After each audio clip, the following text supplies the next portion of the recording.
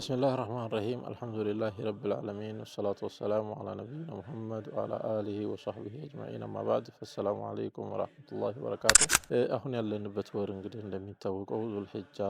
ወር ነው ከዙልሂጃ ደግሞ አስሮቹ ቀናቶች ውስጥ ነው ያለነውና እነዚህን ቀናቶች እንጠቀማቸው እንዳያመልጡን በማለት ላይ ነው ያለነው በእነዚህ ቀናቶች መስራት ወይንም ማብዛት ካለብን ስራዎች አንዱ ሶላት ነው ምክንያቱም ዑለማዎች ይላሉ አንድ ኢባዳ ግዴታው በጣም አጅር የሚያስገኝ ከሆነ ከሌላው ግዴታ በላጭ ከሆነ የሱ አይነት ሱናም ከሌላ አይነት ሱና ይበልጣል ይላሉ ስለዚህ ሶላት ከማንኛውም ኢባዳ የምትበልጥ ናት አኺራ ላይ እንኳን የምንጠየቀው የመጀመሪያው ጥያቄ ስለ ሶላት ነው የምንጠየቀው ሙስሊሞች የሚጠየቁት ጥያቄ ማለት ነው አወሉ ማ ይሐሰቡ عليه العبد الصلاه ነው ስለዚህ ሶላት ታላቅ ደረጃ ስላላት በእነዚህ 10 ቀናቶች ውስጥ የሶላትን ጉዳይ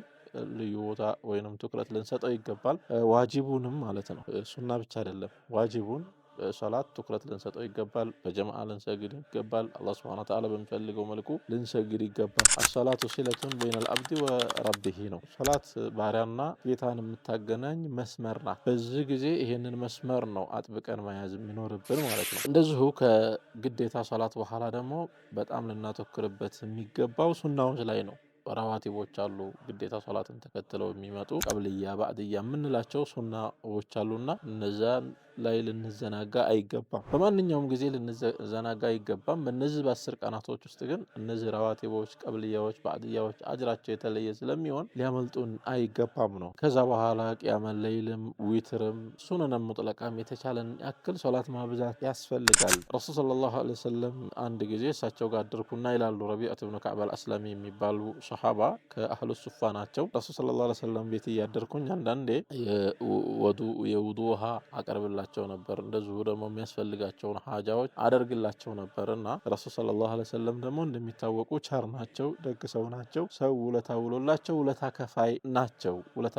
መክፈል ስለሚፈልጉ ረቢዓት ኢብኑ ከዕብ አልአስለሚን ረሱል ሰለላሁ ዐለይሂ ወሰለም ምን አሉት ሰልኒ አሉት የምትፈልገውን ነገር ጠይቀኝና ላድርግልህ አሉት የምትፈልገውን ነገር ጠይቀኝና እኔ አደርግልሃለሁ ሲሉት ረቢዓት ኢብኑ ከዕብ አልአስለሚ